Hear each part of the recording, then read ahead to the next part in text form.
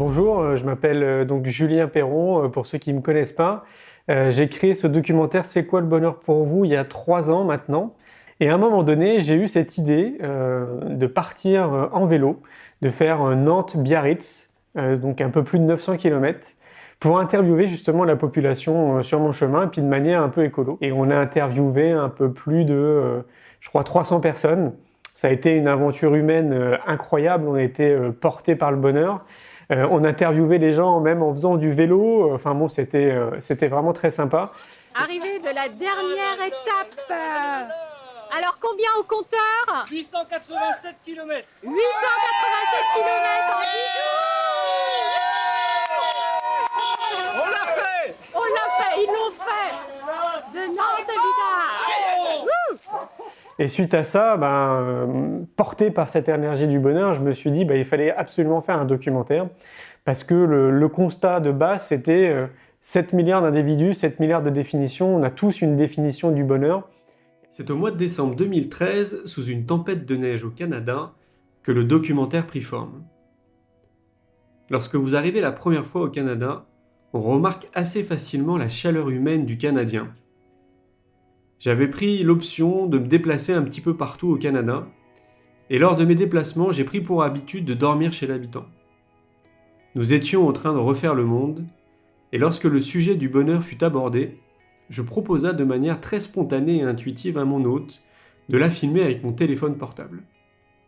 Le soir venu, je me couche, je regarde cette vidéo dans mon lit, je suis parcouru de frissons, signe qu'il fallait que je continue à interviewer la population. Alors, le bonheur, pour moi, c'est vraiment l'instant où on décide, je ne sais pas si on décide vraiment, mais en tout cas, le moment où on se remet en mouvement. Pour moi, le bonheur, c'est plutôt quand je fais une action positive qui va aider les autres, qui va... c'est aimer, tout simplement. Le bonheur, c'est s'aimer, c'est aimer l'autre. So, what is happiness for you? My family. Being with my family is happiness. Par exemple, le bonheur, c'est pousser les portes de son cœur, aller vers l'autre. J'ai interviewé plus de 1600 personnes. Ok. Il y a une personne sur 4 qui me regarde dans les yeux et qui me dit « Julien, je ne sais pas ce que c'est le bonheur pour moi. Comment t'expliques ça ?» Ils n'ont pas encore trouvé la réponse. Peut-être ils n'ont pas regardé en eux véritablement. Quand est-ce que je me sens bien? Parce que c'est quoi le bonheur? Pour moi, le bonheur, c'est sentir que tu es juste là, tu n'as besoin de rien et tout va bien. Donc c'est non seulement un repos, mais c'est aussi quelque part peut-être une sensation de plénitude et de sécurité intérieure. Et dans cet instant, voilà, quand tu es juste là, il n'y a rien de besoin de plus. Il n'y a pas de problème à régler. Il n'y a rien qui va mal dans cet instant. Et donc tout est vraiment déposé. Et le moment présent, c'est ça qu'il offre. Je verrais la notion de bonheur comme une forêt circulaire. Et chacun, tu as interviewé 1600 personnes, on va dire que c'est 1600 rayons pour aller au centre où il y a l'idée de bonheur qui se cache quelque part dans la clairière qui est au centre. Alors j'aimerais, moi, faire un peu autrement. C'est-à-dire pas essayer de trouver un chemin dans la forêt, mais tourner autour. La seule chose sur laquelle on peut se mettre d'accord sur le bonheur, c'est que le mot bonheur est un mot de la langue française. Point. Et là, tout le monde est d'accord. Bon, si on le fait en anglais, ça sera happiness. Bon, il n'y a pas de problème. Mais on peut dire que tout le monde sera d'accord sur ce point. À partir de là, tout diverge, on va dire. Tout le monde a son avis. Déjà, le bonheur pour moi, c'est la liberté. C'est d'être insoumis. Je crois que les gens se sont souvent battus pour être libres. Moi, je pense que ça commence par là, le bonheur, c'est-à-dire être responsable de son destin. Je pense que c'est ça. Je pense que quelqu'un qui est enfermé, que ce soit dans une géole ou que ce soit dans sa vie ou dans un régime, il n'est pas très heureux. Donc voilà, pour moi, la base du bonheur, c'est la liberté. Voilà.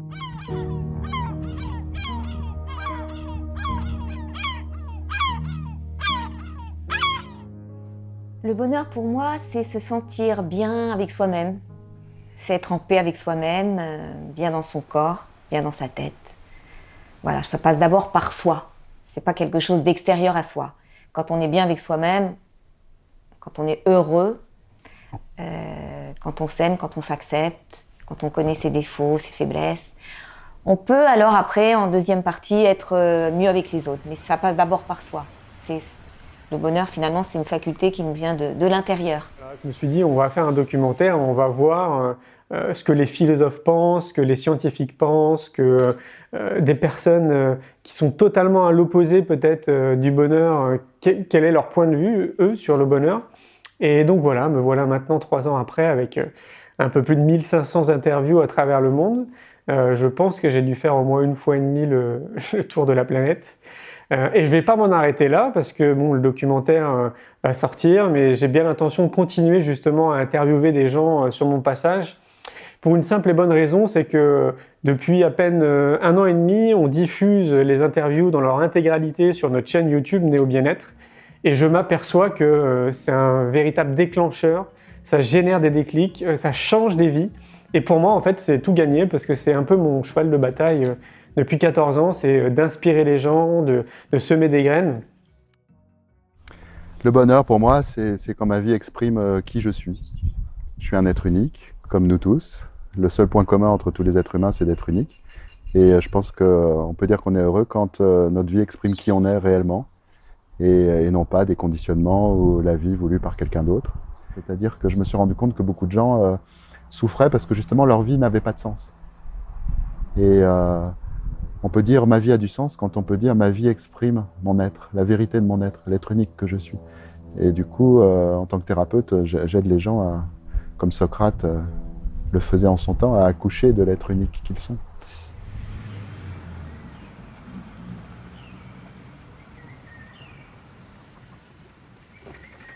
Tout droit. Trop facile. Go, go, go, go, go.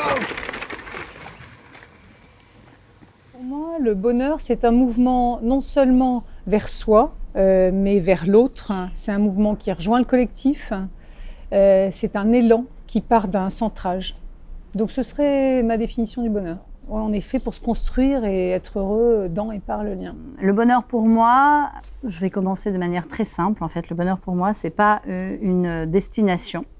C'est un voyage, c'est un chemin. J'aimerais me sentir bien. C'est quoi? En fait, depuis ce cheminement, depuis toutes ces années, je me rends compte que ce bien, c'est un alignement.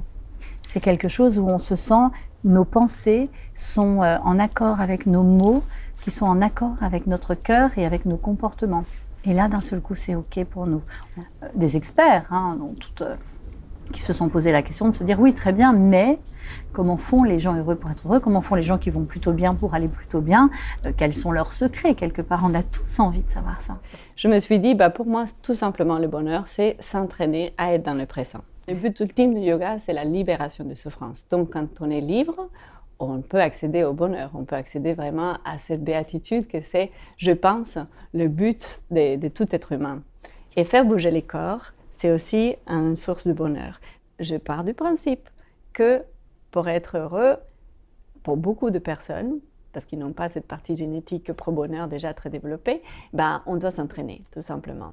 Et l'entraînement, donc ça passe très souvent par quelque chose, selon mon approche, corporel. Okay. C'est bouger, c'est respirer, c'est méditer, c'est bien se nourrir. C'est un tas de choses qui, mais on s'entraîne. On ne peut pas dire juste aujourd'hui, je fais un atelier 10 heures, ça y est, je suis heureux. Oui. Non, c'est vraiment s'entraîner, c'est quotidien. Et c'est pour ça que tu as commencé notre interview en me demandant qu'est-ce que c'est le bonheur.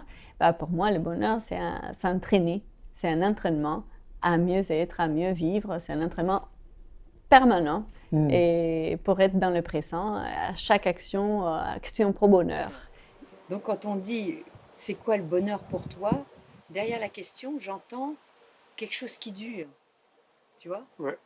Et ça dure pas, parce que la vie c'est une succession de plaisir mais aussi de douleur, c'est une succession de joie et de tristesse, c'est une succession de tout. D'ailleurs le bonheur ne pourrait pas exister s'il n'y avait pas le malheur.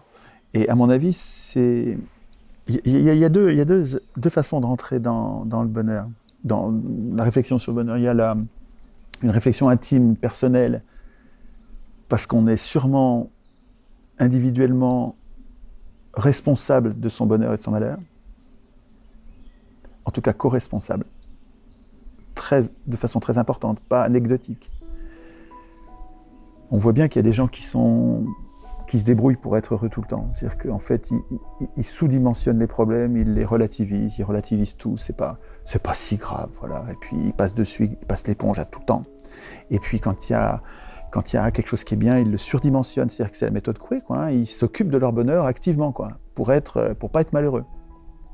On fait tous ça plus ou moins, c'est-à-dire qu'on voit que dans les pays pauvres, quand on leur demande, ils sont heureux. Pourtant, ils sont dans le dénuement total.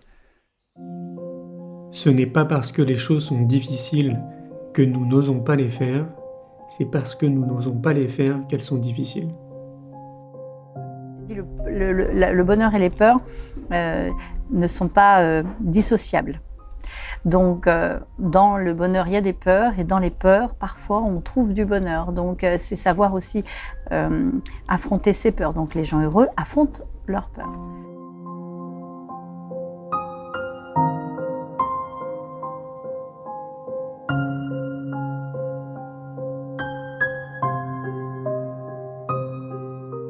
Le fait que pour nous le bonheur existe, qu'on le recherche, fait vraiment notre malheur. C'est ça qui nous rend malheureux. J'avais pas du tout conscience que le bonheur c'était pas un but ou je ne sais quoi, que ça te tombe pas dessus, que tu te dis ouais je suis heureux, c'est pour l'éternité.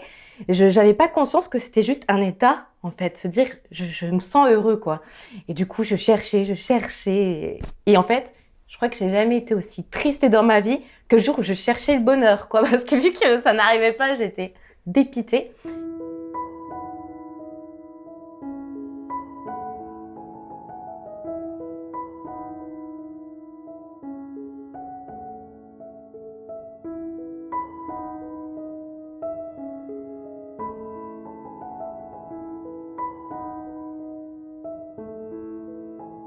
Du coup, moi, le bonheur, c'est ça, c'est être dans la joie de l'instant présent, profiter de tout ce qui se présente, de tout ce qui s'offre à nous et arriver à être dans une sorte d'extase plusieurs fois par jour. En fait, être en amour de tout, en fait, je crois que c'est aimer. Le bonheur est un sujet à la mode. Tout le monde en parle.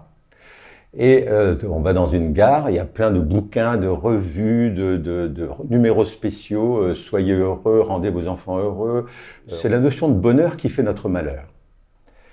Ça paraît paradoxal, mais j'en suis profondément persuadé. C'est-à-dire, c'est parce que l'être humain occidental, je dirais, est toujours à la recherche du bonheur qu'il fait son malheur.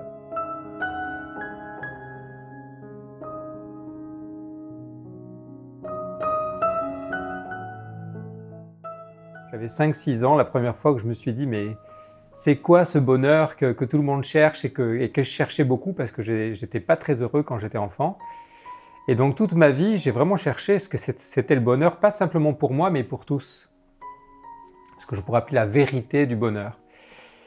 Et donc j'ai eu une grande recherche donc, en tant que philosophe, en tant que scientifique. J'ai lu à peu près tout ce qui existait sur la question. J'étais vraiment une sorte de fanatique de la recherche du bonheur. Et puis je me suis aperçu qu'en fait, le bonheur, c'était avant tout quelque chose qui était à l'intérieur. Ça ne pouvait pas se trouver à l'extérieur. Il y a une phrase célèbre d'ailleurs de, je crois, c'est Chamfort qui dit « Le bonheur, c'est pas facile à trouver. C'est difficile de le trouver à l'intérieur, mais c'est impossible de le trouver ailleurs. » C'est avant tout une façon de regarder le monde et c'est un regard sur le monde. J'allais dire bêtement, plus on a de définition du bonheur, plus on se coupe du bonheur. Mais il y a aussi le danger de faire du bonheur un objet de consommation et de récupérer le bonheur dans le champ du marketing. Il n'y a pas de recette dans le bonheur, il n'y a pas de baguette magique. Pour moi, le véritable héroïsme, c'est pas de traverser la mer planche à voile, mais c'est d'être joyeux et bienveillant. Enfin, moi, je trouve ça incroyable à quel point notre bien-être dans notre quotidien n'est pas déterminé par ce qu'on vit, mais par la façon dont on lit les événements qu'on vit. Je trouve ça incroyable. J'appelle ça mes héros pour moi, et je vais à la rencontre partout dans le monde de ces héros pour moi, des gens qui ont la capacité, dans une situation donnée, d'arriver à voir la situation d'une manière qui fait que ils arrivent à avoir de l'inspiration, avoir de la joie, avoir de la détermination, avoir de la confiance, avoir de l'amour, avoir de la certitude. Et donc pour moi, toutes les approches, il en existe plein, mais c'est pour mettre dans une case, toutes les approches qui consistent à aider à transformer nos perceptions, je crois que c'est un élément qui est essentiel pour être plus heureux, être plus dans du bonheur. Alors, on va passer de la comparaison à l'inspiration. La comparaison, effectivement, c'est que je vais voir les avantages qu'a la personne, mais pas les inconvénients, et je vais voir mes inconvénients, mais pas mes avantages. Et ça, c'est l'ennemi numéro 1 derrière de la gratitude, et qui permet d'être dans l'ingratitude. L'ingratitude, c'est effectivement de voir ce que les autres ont que j'ai pas, et ce que moi j'ai pas, que j'aimerais avoir. Alors pour moi, c'est quoi la gratitude? La gratitude, c'est être pleinement conscient de ce qui nous entoure. C'est vraiment être dans cette conscience qu'on a énormément de chance de vivre cette expérience terrestre, d'être dans cette richesse qui nous entoure. C'est remercier d'avoir les fesses posées sur une chaise, d'avoir une caméra en face de moi, de remercier toutes ces personnes finalement qui ont créé tout ça. C'est être dans une gratitude absolue, c'est remercier la vie. Je dis très souvent merci la vie. Dans 20 ans, vous serez plus déçus par les choses que vous n'avez pas faites que par celles que vous avez faites. Alors sortez les sentiers battus, mettez les voiles, explorez, rêvez, découvrez.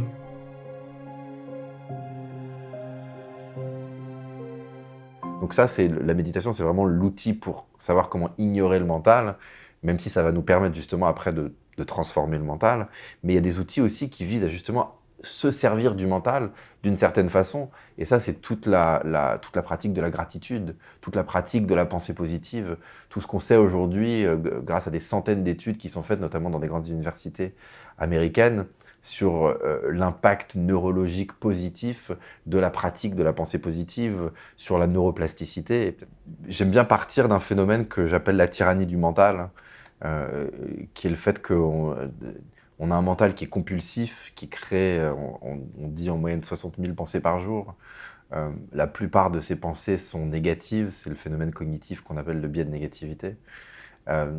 Et donc, en fait, on est un peu face à un monstre qui est à l'intérieur de nous. Et donc, la question, pour répondre à ta question, les outils, c'est comment est-ce qu'on va réussir à apprivoiser ce monstre? Comment est-ce qu'on va réussir, d'une part, à le transformer, mais aussi, d'autre part, parfois, à savoir comment l'ignorer.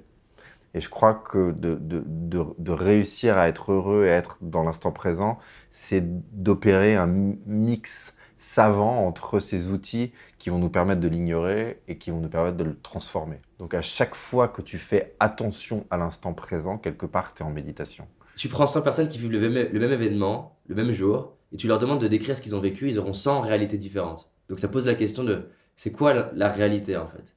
Et pour faire simple, on va imaginer qu'il existe une vraie réalité et que nous on n'a que des portions. On va l'appeler l'actualité. Et ce qui est intéressant, c'est que via nos 5 sens, on est programmé via nos 5 sens par toujours percevoir plus de quelque chose que d'une autre. On perçoit plus de pertes ou plus de gains. Et nos émotions sont influencées immédiatement par la perception de gains ou de pertes. Mais c'est pas parce que je perçois plus de gains ou plus de pertes que dans l'actualité, il y a plus de gains et plus de pertes, parce que toujours tout est équilibré. Et ce qui est incroyable, c'est que quand tu réalises au final que échec et réussite sont une paire qui vont ensemble, tu ne peux pas échouer sans que l'échec donne une réussite, tu ne peux pas réussir sans que la réussite soit le fruit d'un échec et le début d'un prochain échec. C'est-à-dire que tous les problèmes qu'on a dans notre vie sont en réalité la conséquence de réussite. Il y a au fond de vous de multiples étincelles de potentialité. Elles ne demandent qu'un souffle pour s'enflammer en de magnifiques réussites. Enfin, j'ai cette sensation forte que quand on est cohérent à l'intérieur, quand on est en harmonie, disons, moi, je parle d'une harmonie, elle peut être extérieure bien entendu, mais c'est d'abord à l'intérieur. Et quand on est harmonieux à l'intérieur, c'est-à-dire quand on est en accord, quand le corps, l'âme, l'esprit sont en harmonie, donc en syntonie, quand nos paroles, nos pensées et nos actes sont cohérents les uns par rapport aux autres, à ce moment-là, je veux dire, il n'y a pas cette espèce de difficulté qui fait qu'on cherche le bonheur à l'extérieur.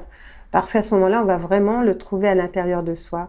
On va trouver cette qualité, cette stabilité et cette harmonie qui font partie du bonheur. Et pour moi, le bonheur, c'est pas hop, une acquisition. C'est comme l'amour, je veux dire, c'est pas quelque chose hop, qui est acquis. On l'a en soi depuis toujours, mais à un moment donné, il faut le réveiller, il faut une pratique, disons, comme n'importe quel exercice, c'est qu'à un moment donné, on l'acquiert, le bonheur, on le construit, on le fait. On est responsable. On est responsable de notre bonheur. Je veux dire, c'est pas quelque chose qui va arriver parce qu'on va acquérir quelque chose d'extérieur. Et on est responsable, pourquoi? Parce que tout ce qui est à l'intérieur de nous, tout ce qui se vit à l'intérieur de nous, se reflète à l'extérieur. Je veux dire, notre monde intérieur crée le monde extérieur. Et si on veut qu'il y ait un monde où les gens puissent vivre heureux, où les gens puissent vivre en harmonie, ben, à ce moment-là, il faut vraiment qu'il y ait l'harmonie à l'intérieur de nous.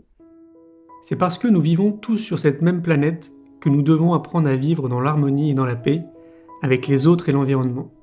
Ce n'est pas juste une utopie, c'est une nécessité. Aller dans le moment présent qui nous ouvre vers les merveilles de la vie, l'immensité, pouvoir toucher quelque chose de beaucoup plus vaste. Hein. Et ça se passe dans le moment présent quand vidé de toute pensée, idée, toutes ces choses qui nous encombrent hein, et qui nous alourdissent comme ça. Plus on va revenir à l'intérieur de nous-mêmes et se découvrir nous-mêmes, et plus on va s'ouvrir vers les autres. En fait, s'il n'y a pas cette ouverture vers les autres, ça veut dire qu'il y a quelque chose qu'on a besoin de découvrir un petit peu plus. Hein. Parce qu'en fait, plus on va vers nous, plus on s'aperçoit qu'on est en connexion avec tout le monde. Le bonheur peut être vu comme quelque chose. Un peu comme un objet ou comme un cadeau, le cadeau qu'on attend, le cadeau qu'on va déballer à la fin de l'année, ce cadeau matériel que la publicité nous vend, le bonheur si je veux, le bonheur au bout d'un voyage, le bonheur au bout d'un produit, peut-être le bonheur dans un livre, hein, tous les livres qui nous vendent l'idée, y compris le mien, qu'on pourrait acquérir plus de bonheur en ayant lu un ouvrage. Et je pense que ce bonheur-là, en tout cas, n'existe pas. C'est un bonheur illusoire, c'est un bonheur très très fugace. On désire quelque chose, quoi que ce soit, et tant qu'on le désire, il y a cette forme de motivation d'aller vers cet objet-là. Et puis une fois qu'on l'a, on pensait que ça allait nous rendre heureux, mais combien de temps dure le surcroît de plaisir de cet objet, même une nourriture, le chocolat qu'on a partagé ici. Quand on arrive à cumuler les deux, sens et plaisir, alors on est dans le bien-être. Et quand on prend conscience que ce bien-être est du bien-être, alors on est dans un moment de bonheur. Bien sûr, ça met tout de suite en évidence le fait que ce sont des moments de bonheur, ce n'est pas un état stable. J'ai envie de dire, nous sommes tous des intermittents du bonheur.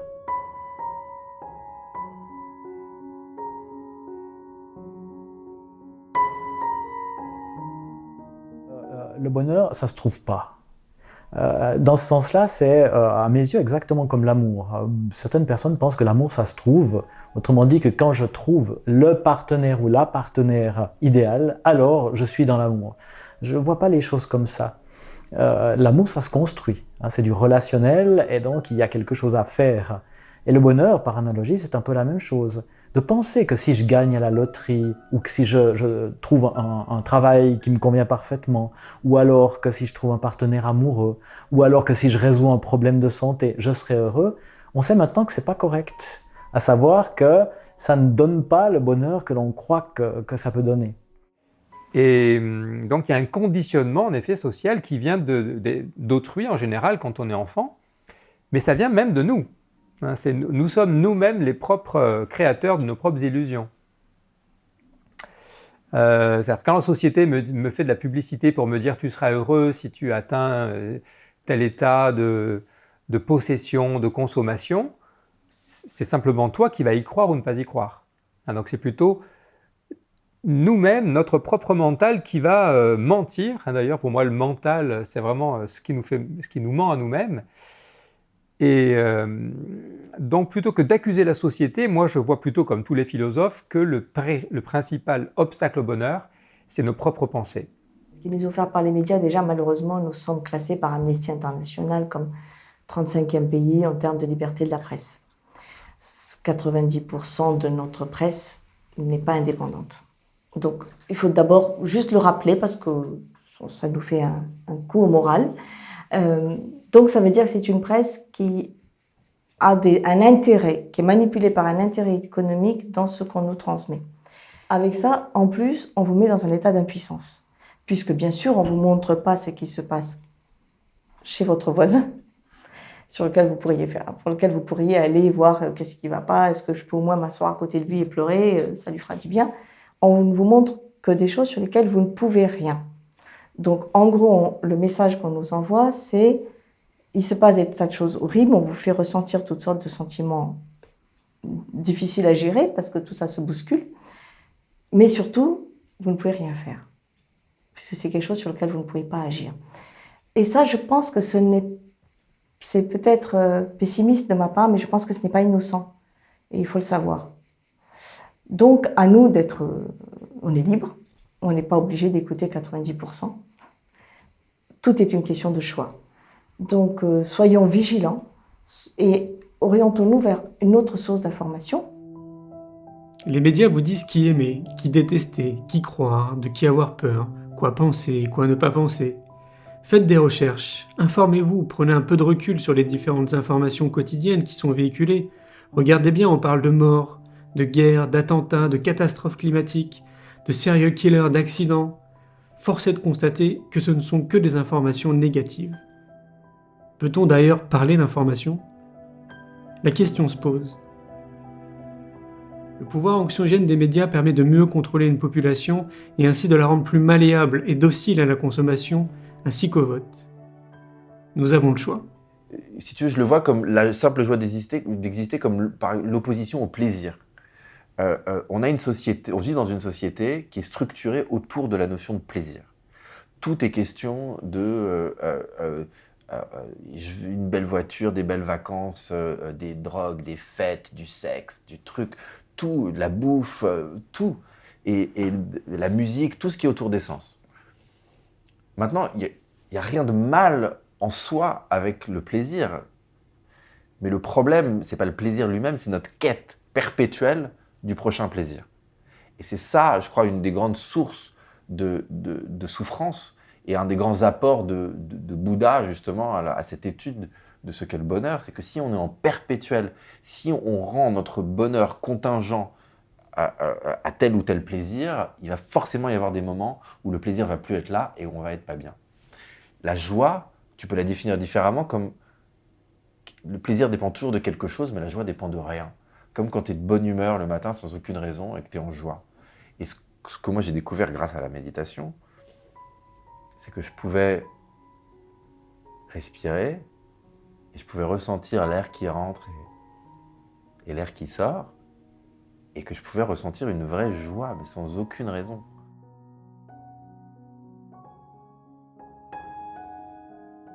Le luxe, c'est pas un hôtel 5 étoiles, c'est pas un restaurant avec un grand chef, c'est pas un blazer ou une chose bien jolie. Le seul luxe qui existe sur la planète, c'est quand la souffrance elle s'arrête. C'est le seul luxe. Le reste, ça n'existe pas, quoi. Tous les matins quand on se réveille, on a mille raisons d'être malheureux, peut-être une ou deux d'être heureux. Choisissons d'être heureux. Pour moi, c'est ça le bonheur. Moi, j'ai fait un voyage de plusieurs années avec mon bateau. Donc quand je suis parti, on m'a quand même traité de fada, quoi. On m'a dit, mais toi, t'es un fou furieux, un si petit bateau, tu veux aller quoi? Je dis, ouais, je veux faire un grand voyage de plusieurs années. Il a duré que 4 ans, ce voyage. Et ce qui m'a rassuré, c'est que chaque fois que je faisais des escales dans des endroits stratégiques, style Gibraltar ou d'autres comme ça, je rencontrais aussi des fous comme moi. Et en discutant avec eux, je dis, mais pourquoi vous êtes partis? Et tous m'ont répondu la même chose. Qui avait eu une femme avec un cancer? Qui avait eu un enfant qui s'était tué en moto? Qui avait subi une faillite colossale où le type il s'est retrouvé en slip, etc. etc. Et j'ai trouvé des gens donc, qui, à cause ou grâce à en Corse on dit une magagne, c'est-à-dire une grosse, un drame, quoi, ben, ils ont choisi de vivre. Donc ça m'a rassuré un peu sur les hommes, mais en même temps, faut-il souffrir pour aimer plus la vie, quoi. Dès que je me suis mis à être positive, ma vie, c'est devenu un rêve. Je dis pas que c'était parfait, parce que je crois qu'il n'y a aucune vie qui est parfaite, parce qu'on vit nos épreuves pour apprendre des choses. Et ça aussi, c'est le bonheur, de vivre du négatif pour apprendre du positif. Et tout s'est goupillé merveilleusement bien pour moi. Il y a 1000 et une raisons d'être heureux par jour, mais on passe à côté parce que on est... Conditionnement. Conditionnement. On a trop d'attentes déjà. En fait, les gens se disent, bon, bah, jour où j'aurai un emploi, je serai heureux. Jour où j'aurai mon bébé, je serai heureux. J'aurai ma maison, ma voiture. Et puis les gens, ils ont tout ça. Et puis ils se disent, mince, je suis pas encore heureux. Mais en fait, la société nous fait croire qu'on a des attentes. Ces attentes nous permettent de se dire, bah, je vais être heureux à un moment. Et en fait, on oublie de vivre le moment présent. Parce qu'on attend toujours cette chose qui va venir et qui va nous rendre plus heureux. J'aimerais bien commencer par qu'est-ce qui empêche d'être heureux. Parce que souvent, on se dit, bah oui, qu'est-ce que c'est que le bonheur? Le bonheur, est-ce que c'est fait de petits bonheurs? Est-ce que c'est fait de petites réussites ou d'objets ou d'acquisitions? Alors effectivement, tout ça, ça peut contribuer à un certain bien-être. Mais j'appelle pas ça le bonheur quand même. L'idée qu'on puisse juste vivre dans son petit bien-être à soi et son confort matériel semble se décloisonner. Ce n'est pas comme ça qu'on sera heureux, et de plus en plus de gens le réalisent. Pour moi, le bonheur, c'est un état qui est composé de plein de belles choses, de plaisir, etc. Et c'est aussi une quête. Je pense que le chemin de la vie nous a pour objectif d'aller vers ce bonheur. Et ça va passer par des étapes. Et je pense que le bonheur est différent en fonction des périodes de la vie, en fonction de là où on veut aller. Et voilà, je crois que c'est un peu une quête et une quête permanente. Et il évolue pour moi aussi, le bonheur. Il y a toujours cette pensée de Confucius aussi qui dit « le bonheur n'est pas au sommet de la montagne, mais dans la façon de la gravir ». Le sommet de la montagne, ça va toujours être une circonstance extérieure vers laquelle on tend. Mais on se rend compte à chaque fois qu'on y arrive qu'elle ne nous apporte pas du bonheur. Je crois qu'on ne va pas à l'Everest par hasard. Bah non. Mais je crois que je suis montée là-haut aussi pour exister, pour être aimée, pour... on me regarde, on me voit, mais bien sûr mon entourage. Et en redescendant, j'ai compris que j'avais peut-être pas besoin de monter là-haut pour être aimée. Je pense qu'il faut oser sa vie. Il faut... Tout est possible. L'Everest est possible. Et puis après, ça passe par l'amour. Avec un grand A. Merci Christine. Merci, namasté. Namasté. Il faut savoir que l'être humain, d'une manière générale, est feignant. Ah oui. C'est quand même une de ses grandes qualités de feignant. Oui, c'est une qualité quelque part. Et cette qualité, le marketing et l'industrie agroalimentaire et pharmaceutique l'a compris. Très bien compris, oui. Ils savent qu'il est gourmand et feignant.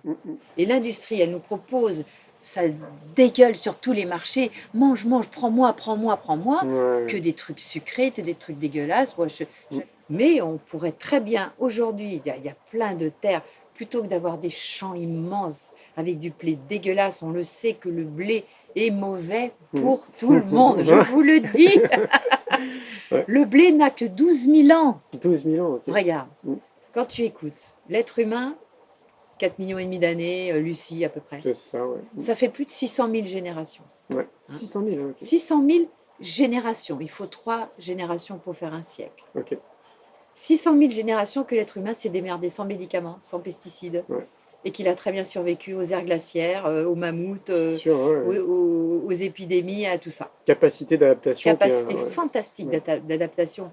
Et capacité qu'on a tendance à oublier, d'auto-guérison. Oui, bien sûr. Un animal dans la nature, quand il est blessé, il se couche en rond, il se repose, il dort, il cicatrise. Ouais. Il se lèche, parce qu'il y a des enzymes dans sa salive, et il attend que ça se passe et que ça se répare tout seul. Je vous donne de la cortisone, je vous donne des anti-machins, des antidouleurs, des anti-trucs, qui vous permettent de supporter votre maladie, mais pas de la guérir. Pour la guérir, je suis désolée, l'alimentation, le sport. L'alimentation aujourd'hui, le gros problème, c'est qu'elle est industrialisée. Et ça, c'est une catastrophe. Parce qu'il y a des conservateurs, des exhausteurs de goût, des jolies couleurs, des jolis paniers, etc. Et les gens ne se rendent pas trop compte, bien que c'est en train de venir, qu'ils ont des maladies de civilisation qui sont liées à cette alimentation qui est absolument catastrophique. On sait qu'il y a une relation entre l'alimentation et notre propre cerveau.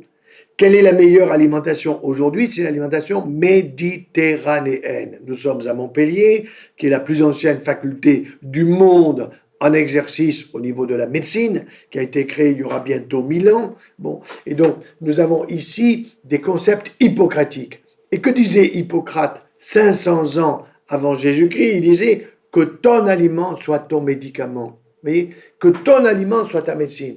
Et aujourd'hui, que fait la recherche? CNRS, INSERM, tout ce que vous voulez comme équipe de recherche, ils sont en train de démontrer ce que disait par sa propre observation ce médecin fabuleux qui était Hippocrate, qui comparait le bien portant avec le malade, comme exactement je compare celui qui veut se suicider avec celui qui a le bonheur, eh bien, par cette comparaison, il est arrivé à faire des aphorismes, à dire des choses qui sont d'une simplicité absolue, c'est-à-dire c'était le tweet d'Hippocrate.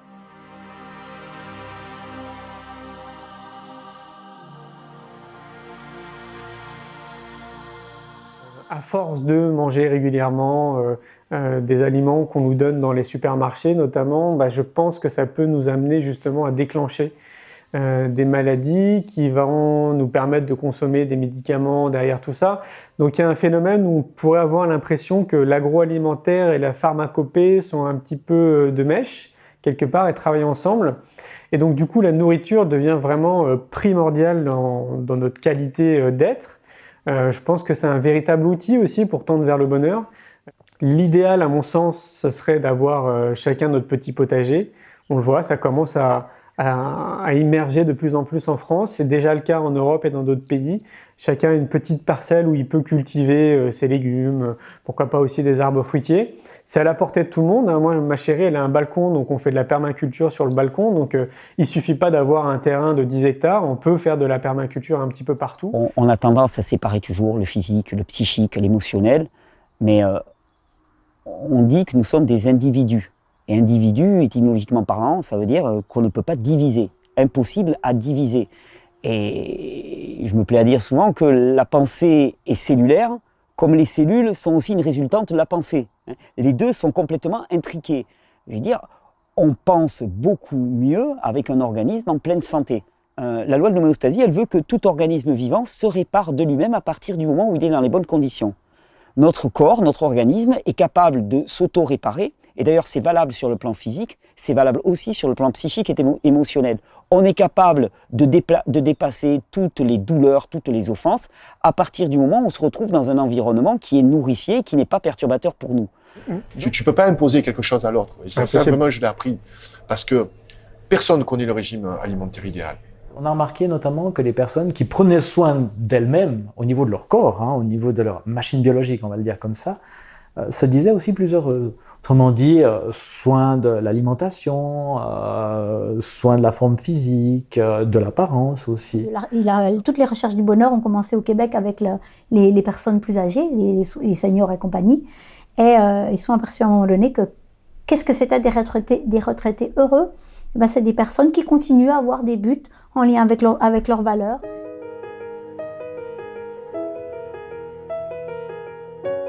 Enseigne à tes enfants et aux autres à aimer et à rire, à apprendre et à grandir au-delà de leurs limites actuelles. Convainc-les de leurs valeurs et motive-les à développer leur plein potentiel et leur autonomie.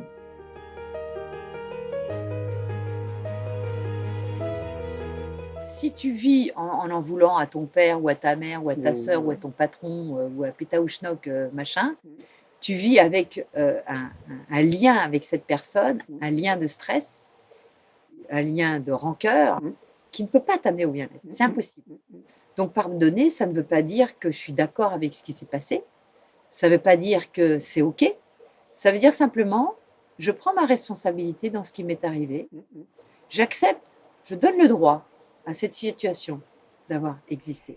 Et moi, j'accentue beaucoup en ce moment sur tout ce qui est au-delà du pardon, je dirais. Parce que je m'aperçois quand j'ai des personnes qui sont vraiment en état de santé, vraiment en difficulté, que ce soit au niveau santé physique ou psychique, il y a toujours derrière, il y a toujours un non-pardon envers soi ou envers d'autres.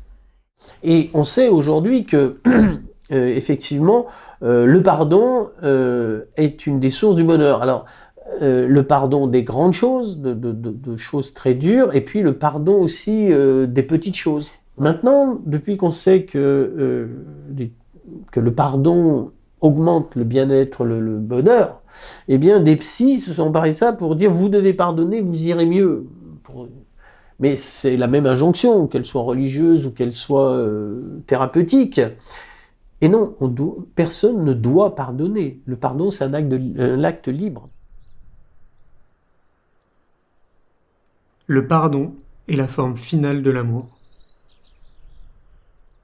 Il y a une forme d'attitude qu'on trouve souvent dans une société de consommation qui est celle du manque. Il faut qu'on ressente du manque pour pouvoir aller acheter un grand nombre de produits dont nous n'avons pas réellement besoin. Et donc ce manque nourrit ce système de consommation. La gratitude, c'est le contraire. C'est une forme de contentement. La gratitude, c'est la capacité à s'émerveiller et à dire merci. Pratiquer la gratitude permet de gagner 7 ans d'espérance de vie. Je ne connais personne qui soit hermétique à cet argument-là. On a remarqué que les gens qui donnaient davantage se disaient davantage heureux. Alors, être très gentil ne garantit pas d'être très heureux, mais en règle générale, pour être très heureux, il vaut mieux être quelqu'un de très gentil. Mais là, pareil, il y a des études qui sont fascinantes. Lettre de gratitude, par exemple. Ils demandent à une personne d'écrire une lettre de gratitude à quelqu'un. Un papier, une page, merci d'être dans ma vie pour telle raison sur une page. Et ils mesurent le niveau de bien-être de la personne qui donne la lettre et qui reçoit la lettre.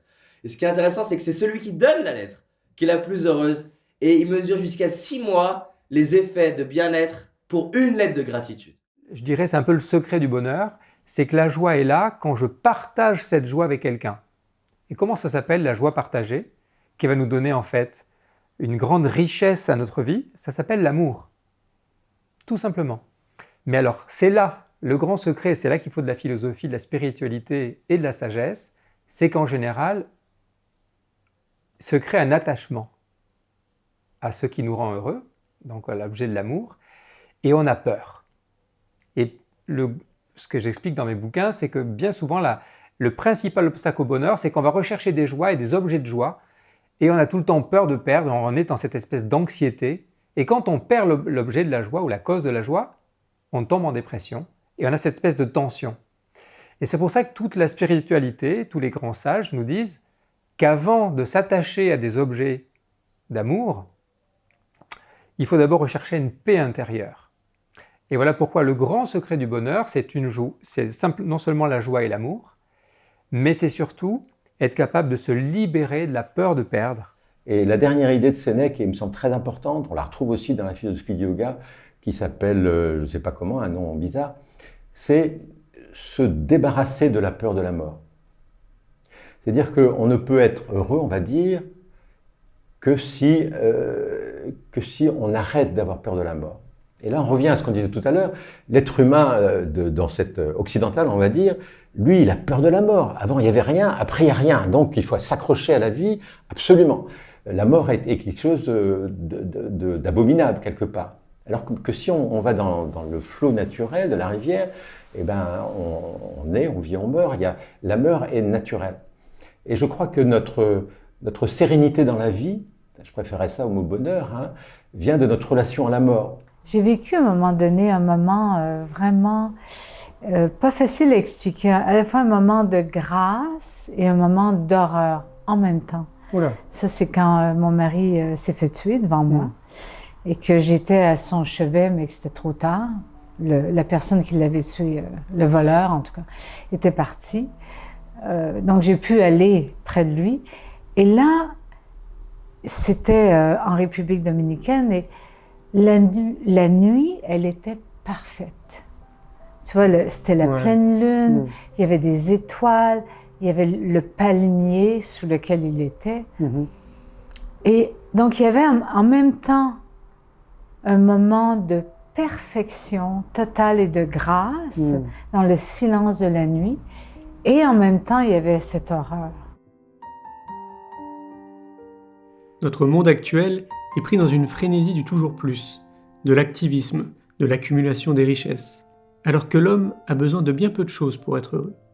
L'essentiel de son bonheur ne relève pas de ses possessions, mais bien de la paix de l'âme.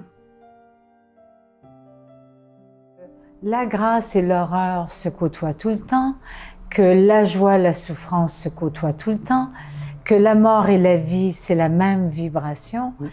Alors là, j'ai eu un changement de position intérieure. J'ai libéré finalement un conflit très humain que l'on a de c'est noir, c'est blanc, c'est gris. Mais tu vois qu'il n'y a pas une forme à l'intérieur de soi, une continuité d'expansion ou de bonheur finalement. comme quoi il y a du positif dans des fois des événements très négatifs. Et on peut rebondir.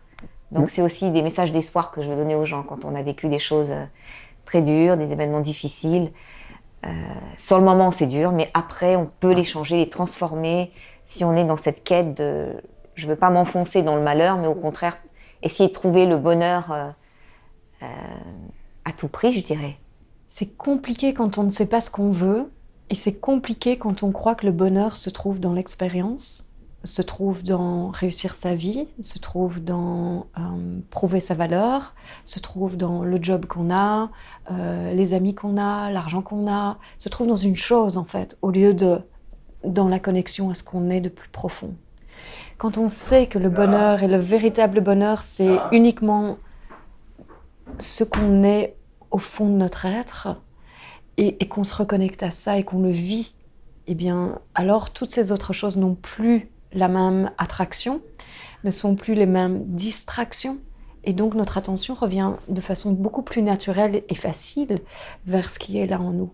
Et donc de plus en plus dans la vie, dans la journée, on a envie de se poser juste pour prendre un moment en soi, parce que c'est tellement bon de se goûter, c'est tellement bon d'être juste là, que ça devient un moment... À la limite, on devient drogué de ça au lieu de drogué de courir. Et donc, je pense que c'est la question à se poser. Qu'est-ce qui est vraiment important pour moi dans la vie? Qu'est-ce que je veux véritablement? Et où est-ce que je pense que je vais trouver ça? Parce que tant qu'on ne sait pas ce qu'on cherche, on ne sait pas quand on l'a trouvé. Si vous prenez le temps au quotidien d'énumérer toutes les choses dont vous pouvez être reconnaissant, vous vous sentirez extraordinaire tous les jours. Votre fréquence sera plus élevée et vous traverserez les jours heureux d'être en vie, apportant de la joie partout où vous allez.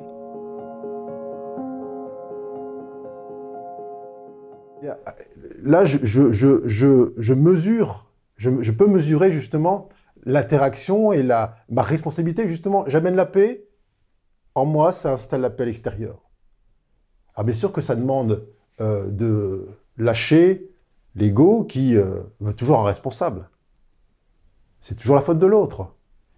Si je suis mal dans ce monde, c'est parce qu'il y a la crise, il y a de la violence à l'extérieur, parce que les gouvernants ne sont pas à la hauteur.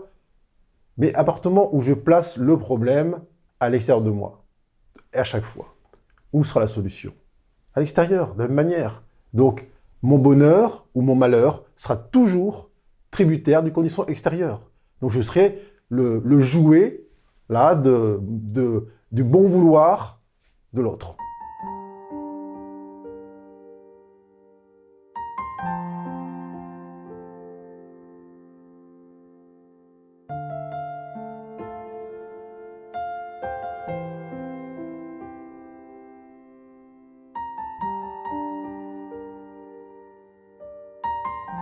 C'est qu'il y a une personne sur 4 qui me regarde dans les yeux et qui me dit « Je suis désolé, je ne sais pas du tout ce que c'est le bonheur pour moi ». Et ça, pour moi, ça a été comme un déclencheur, comme un déclic qui m'a poussé justement à continuer et qui me pousse encore à continuer à faire des interviews. Parce que je trouve que c'est pas normal qu'il y ait une personne sur 4 qui soit incapable de se donner une définition, autrement dit, de se donner un GPS dans sa vie et de savoir qu'est-ce que le bonheur pour elle-même.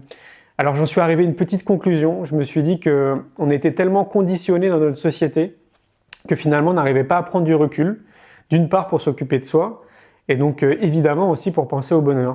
Tu sais, il y a une étude qui a été faite par Harvard sur 75 ans sur le bonheur, qui est la plus longue étude qui ait jamais été faite sur le bonheur. Et la conclusion de l'étude après 75 ans sur qu'est-ce qui rend heureux, roulement de tambour, c'est d'avoir des bons rapports avec les autres. Ce qui semble évident quand on le dit comme ça. Mais pour pouvoir avoir un bon rapport avec l'autre, ce qui est essentiel, c'est d'avoir un bon rapport avec soi-même. Et je pense que c'est ça le truc le plus important à apprendre, parce qu'on ne nous apprend pas vraiment ça. Avoir un bon rapport avec soi-même, c'est savoir prendre soin de son corps et savoir prendre soin de son mental.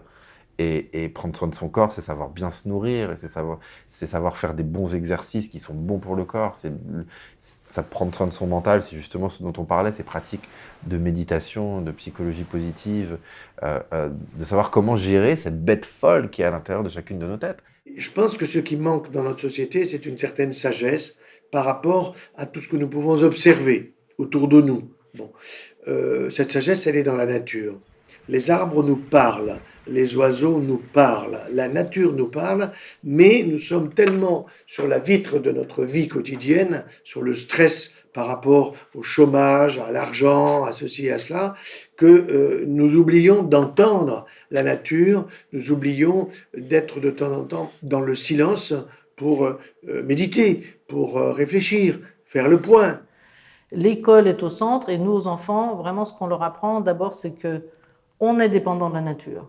Et donc, du coup, c'est pas le contraire. Donc, du coup, il y a deux aspects très importants. Il y a un premier aspect, c'est que cette nature qui est autour de nous, elle se débrouille très bien sans nous. Donc, on va l'observer et on va essayer d'apprendre d'elle. Donc, moi, j'aime bien, c'est une phrase de Jean-Yves Leloup qui dit que l'énergie de vie passe dans le minéral, dans les plantes, dans les animaux, sans penser. Alors que nous, les humains, on a ce cortex-là qui nous permet de penser pour notre malheur, mais aussi pour notre plus grand bonheur. Et du coup, quelquefois, on se trompe un peu dans les interprétations. Donc, si on veut savoir comment ça fonctionne, observons le minéral, les plantes et les animaux, regardons comment la vie circule et prenons modèle.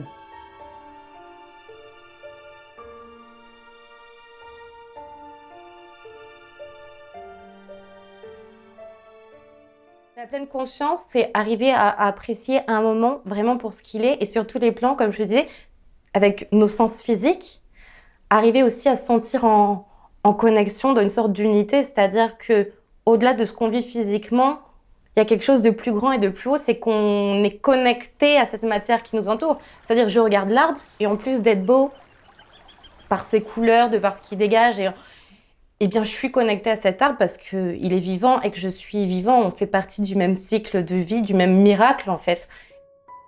Gardons tous à l'esprit que nous faisons partie d'un tout. Nous sommes tous reliés les uns aux autres et suivons les mêmes rythmes et les mêmes lois, les lois de la nature. Laissons-nous le champ des possibles sur ce qui nous échappe. Alors, pour moi, le bonheur, c'est à la fois tout et à la fois tellement peu de choses, parce que le bonheur, pour moi, c'est fait par de petites choses du quotidien. C'est dur. That's it. Happiness is just smiling. Great. Alors, le bonheur, c'est une chose à la fois simple et compliquée. Le bonheur, pour moi, c'est un état de bien-être et de paix interne, en fait, qui ne se recherche pas à l'extérieur, mais qui doit se trouver à l'intérieur.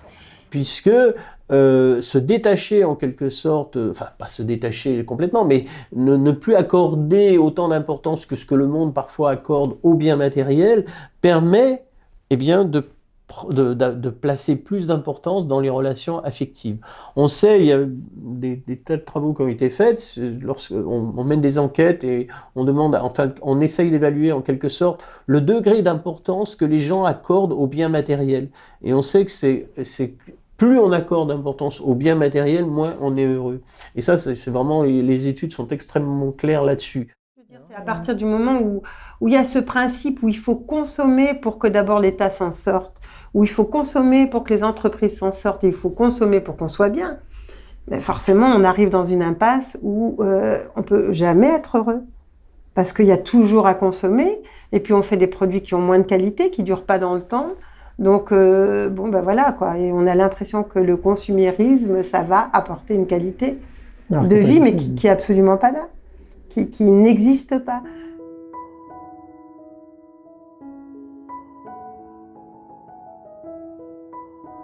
Il vaut mieux l'abondance en temps que l'abondance en richesse. Et quand on prend conscience de qui on est véritablement, parce qu'on a cet éveil de conscience, comme par enchantement, on s'aperçoit que nos besoins, pratiquement tous, sont des faux besoins. Pour moi, c'est très simple, en fait, le bonheur. C'est juste être. C'est se reconnecter à ce que nous sommes d'invisible, ce que nous sommes en essence. Et dans cette connexion, pour moi, tout est là. C'est vraiment un contentement intérieur qui est là tout le temps, quand on connaît cette connexion et quand on vit dans cette connexion en permanence. Et donc, c'est vraiment un bonheur sans raison. Mais il y en a une qui me tient particulièrement à cœur. Pour moi, le bonheur, c'est le partage. C'est de partager. Quand je vis une aventure, par exemple de traverser la Manche ou relier les 5 continents, c'est de le partager avec l'équipe. Partager avec l'équipe et après, aller le partager dans des festivals, le partager, voilà, être toujours en contact avec des autres pour vous dire, regardez, c'est possible. C'est ça pour moi le bonheur. c'est d'être avec les autres et de partager les moments forts. Je suis plongeur professionnel, scaphandrier, moniteur, accompagnateur en moyenne montagne, mais j'ai une différence, c'est que là j'ai 18 ans sur le porte-avions Foch, j'ai perdu une jambe, j'ai la jambe droite qui a été arrachée, et on m'a déclaré inapte à la vie. Donc je les ai crus, 15 secondes, et je me suis dit non, je vais vivre différemment, je vais croquer la vie, et c'est vrai que voilà, je suis un croqueur de vie. Mais là, actuellement, je fais beaucoup de natation depuis 2009. Parce que bon, avant mon accident, j'étais judoka. Et bon, après l'accident, le judo, ça c'est un peu compliqué, sans bras. Compte tenu qu'on ne fait pas des kimonos avec des manches courtes, j'étais obligé de changer de sport. Ce que je trouve bizarre, c'est que beaucoup de gens pensent qu'ils ne sont pas capables de faire ce que je fais. Et moi, au contraire, je pense qu'ils peuvent le faire, il suffit de vouloir le faire. C'est pas parce que les choses sont difficiles qu'on n'ose pas les faire, c'est parce qu'on n'ose pas les faire qu'elles sont difficiles. Et bien souvent, les gens, ils se privent de choses parce qu'ils pensent qu'ils ne sont pas capables de le faire. Alors que c'est faux, parce que même moi, j'aurais jamais pensé à l'époque, j'aurais été capable de faire ce que je fais. Et le corps humain a énormément de ressources. À partir du moment où la tête lui dit de faire les choses, il peut les réaliser. On a remarqué que les gens qui ont des objectifs se disent aussi plus heureux que les autres. Mais le but, c'est pas d'être le plus heureux possible. Le but, des fois, c'est de se dire, ben voilà, j'ai envie de faire des choses qui ont du sens pour moi, mais qui vont pas m'apporter le plus grand bonheur. Et s'il y a bien un lieu dans lequel on a besoin justement d'instaurer du bonheur et du bien-être, c'est dans le monde de l'entreprise. Ça va être dans notre foyer, donc avec nos enfants, mais évidemment dans le monde de l'entreprise, parce que on y est plus de 8 heures par jour. Vous imaginez qu'on est plus de temps dans une entreprise qu'avec notre famille, ou avec nos amis, ou avec notre chérie. Alors, imaginez quoi.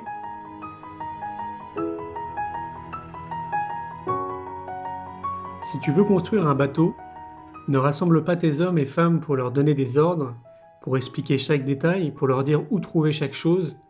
Si tu veux construire un bateau, fais naître dans le cœur de tes hommes et femmes le désir de la mer. La plupart des personnes sont dispersées dans toutes leurs parties sans savoir où est leur centre. Mais si elles prenaient le temps de comprendre les différentes parties d'eux-mêmes, elles verraient qu'elles sont articulées autour d'un centre, et que c'est ça leur vraie personne, et que c'est là qu'on est en paix, comme au centre d'une roue. Quand on est en périphérie d'une roue, on tourne à toute vitesse. Et la plupart de nos contemporains tournent à toute vitesse comme ça. Mais si on apprend à se centrer et arriver dans notre axe, le point du centre, si je ne m'abuse, il est immobile. Nous sommes dans un état de paix, de tranquillité. Ça n'empêche pas d'agir, mais nous sommes posés au centre. Donc, pour moi, dans le bonheur, il y a la confiance. Pour moi, dans le bonheur, il y a une certaine sagesse. Et dans le bonheur, il y a aussi une recherche. La recherche du bonheur. Parce qu'il faut bien se dire que le bonheur n'existe pas dans le monde. Les événements existent dans le monde. Dans le monde, ça arrive, c'est tout. Bon voilà, donc moi je le verrai comme ça. Le bonheur, tout le monde le cherche, tout le monde ne l'atteint pas, mais parce qu'il y a peut-être un peu de manque de sagesse, et puis il y a aussi la chance qui joue.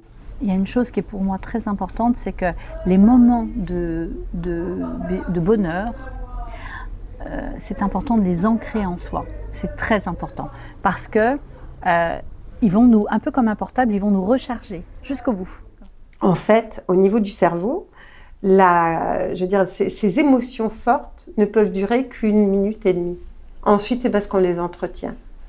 Et donc c'est pour ça aujourd'hui que cette pensée positive, qui est quelque chose dont nous parlent les spiritualités depuis des siècles, c'est quelque chose qui est aujourd'hui démontré scientifiquement. Et ça, je crois que c'est une des choses aussi qui moi, me fascine dans ce qui est l'étude du bonheur, c'est cette convergence en fait qu'il y a aujourd'hui.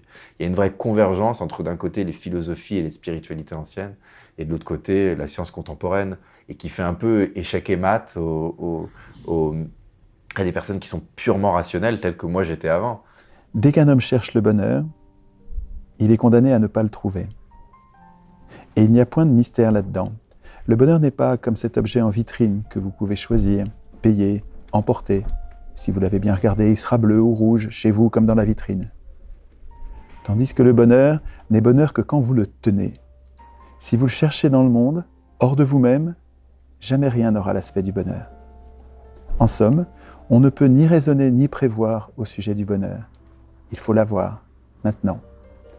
Quand il paraît être dans l'avenir, le bonheur, songez-y bien, c'est que vous l'avez déjà.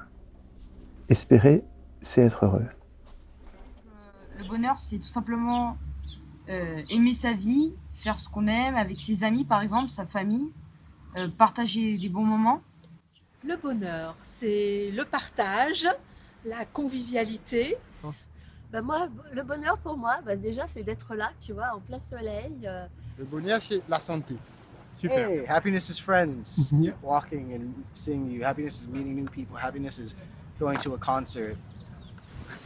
C'est une bonne question. Alors, pour moi, le bonheur, c'est réaliser ses rêves.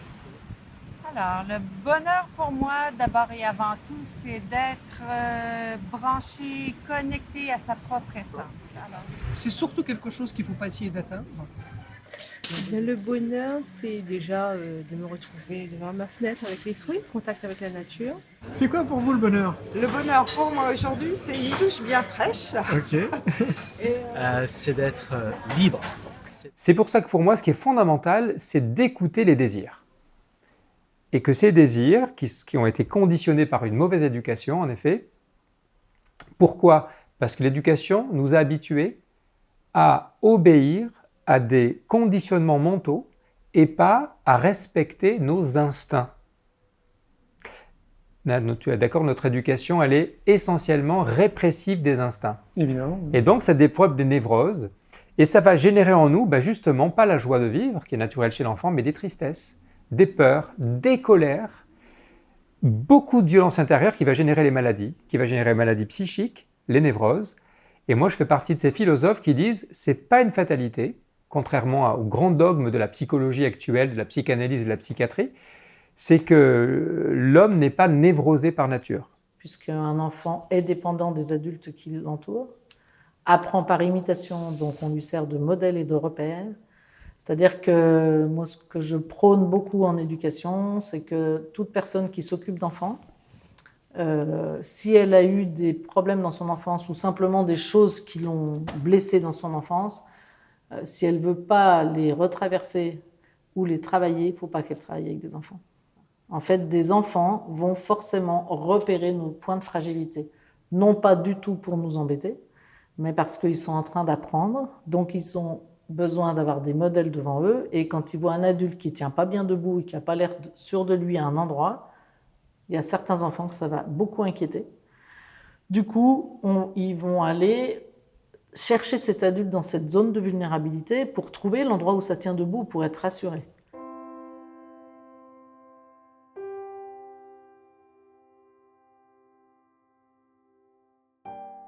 Je sais, et je sens que faire du bien est le plus vrai bonheur que le cœur humain puisse goûter.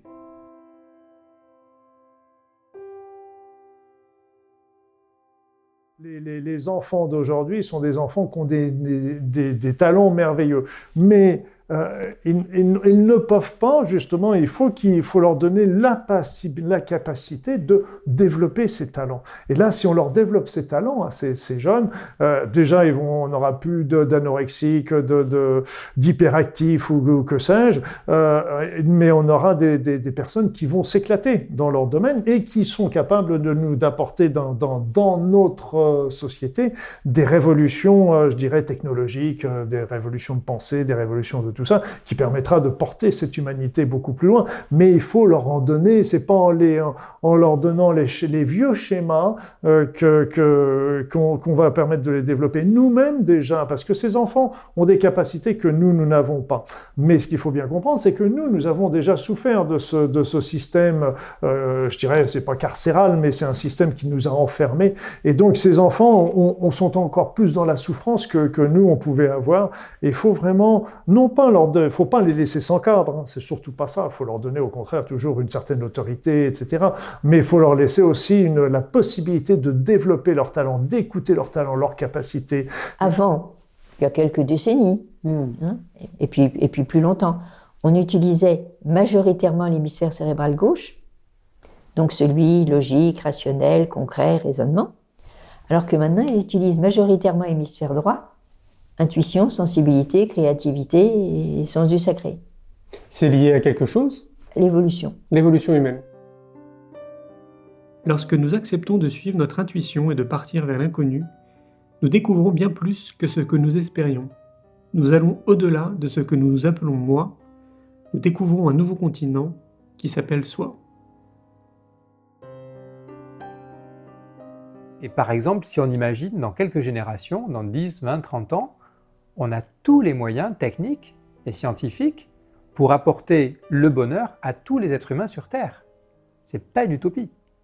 Ça suppose de sortir de cette hypnose collective dans laquelle on est, où politiquement on ne crée pas les bonnes solutions, et qu'on puisse s'organiser sur de nouveaux modes tout à fait raisonnables, démocratiques, où on puisse donner la parole à tous pour se poser la question de base de tout à l'heure. Quels sont nos vrais besoins? Comment changer l'éducation? Comment changer l'économie? Comment satisfaire les besoins de tous? Alors je pense qu'on n'a pas qu'un seul don, je pense qu'on est tous extrêmement doués, mais tous.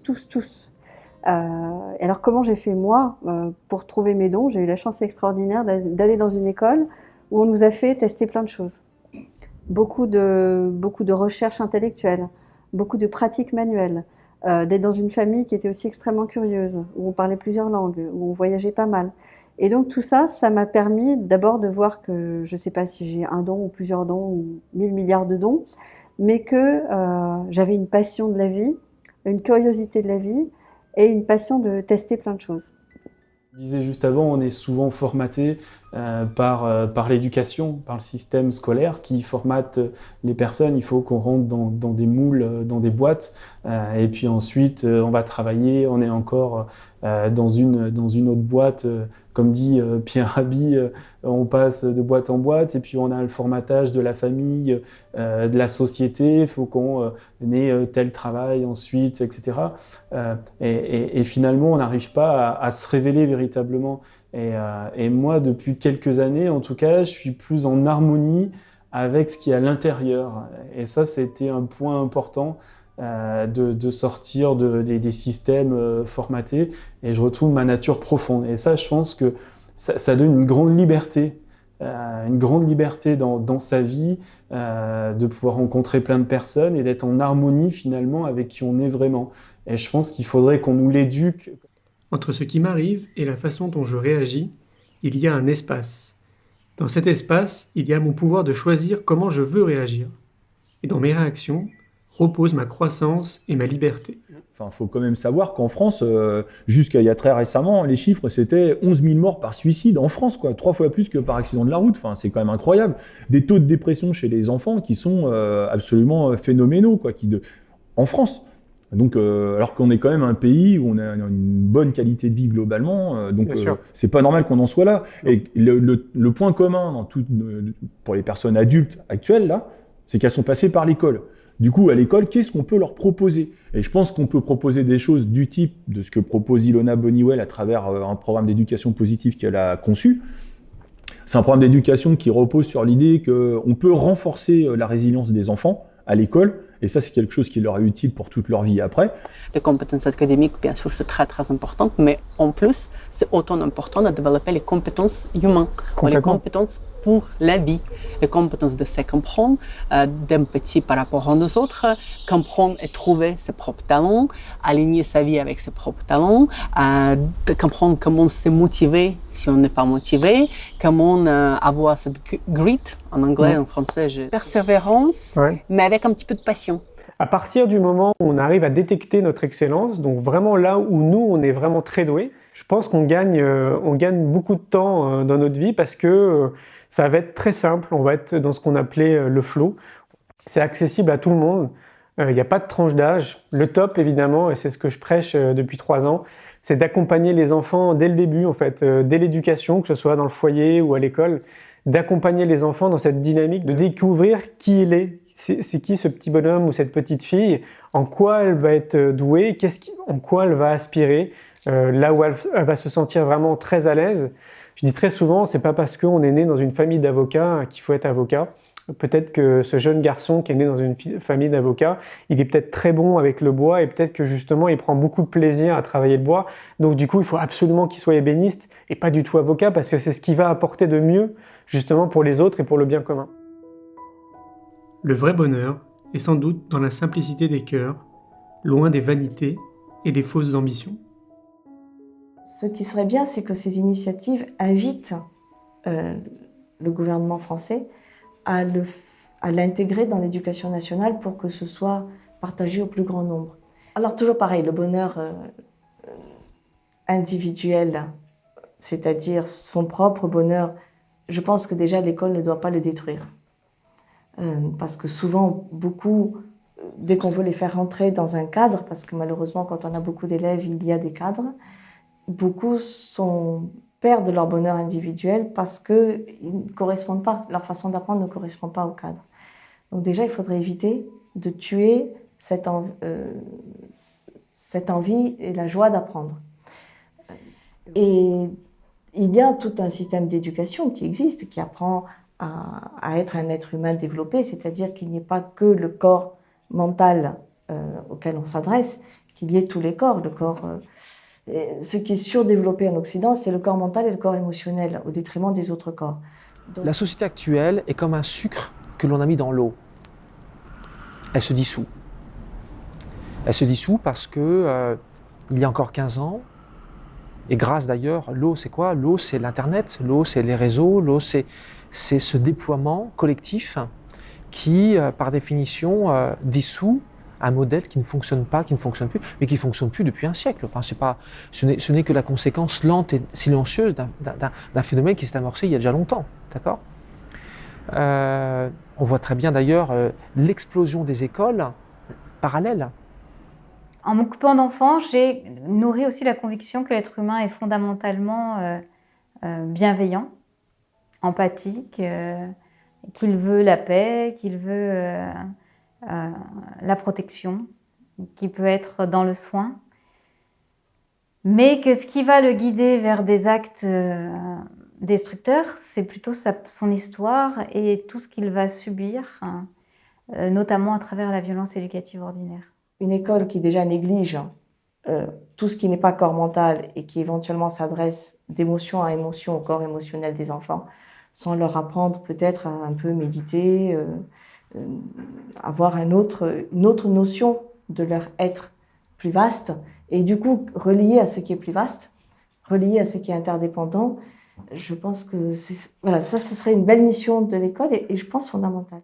Parce que je ne vois pas comment on peut accompagner des sociétés à être dans une conscience différente, dans une culture différente, dans des comportements différents, si on ne remet pas en question tous ces apprentissages précoces qui vont nous façonner en quelque sorte et puis faire que soit on est en bonne santé, on est nourri dans nos besoins, donc le cerveau a bien pu se développer, aussi le cerveau empathique, le cerveau celui qui nous guide dans nos relations, etc. Soit effectivement ce n'est pas le cas, et dans ce cas, on va se retrouver dans une forme de pathologie individuelle et sociale qui fait qu'on a une forme d'incapacité au bonheur, justement.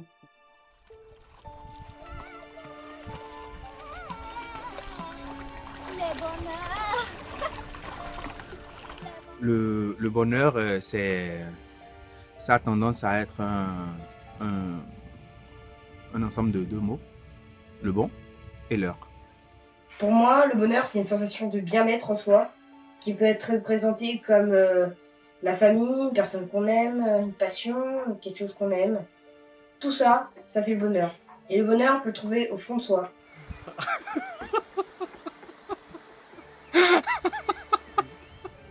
Happiness is dancing in unison and balance with the universe.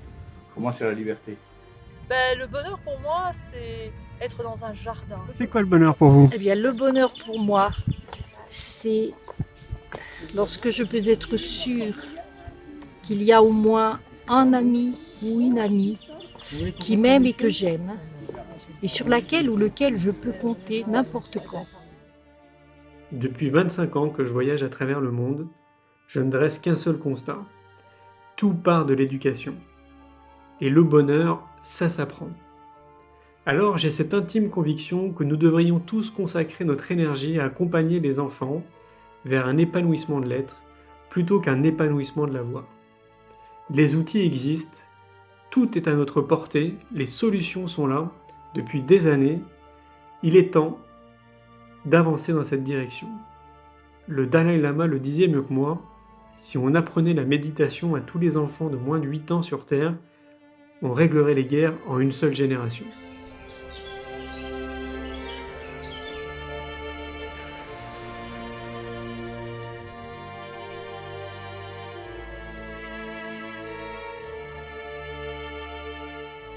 Alors, c'est quoi le bonheur pour moi? En fait, ça me fait sourire parce que depuis 3 ans que j'interviewe un peu plus de 1500 personnes, il y en a beaucoup à chaque fois qui me disent « Mais alors Julien, c'est quoi le bonheur pour toi? À force d'interviewer des gens, tu vas être le spécialiste en bonheur, c'est quoi ta définition ?»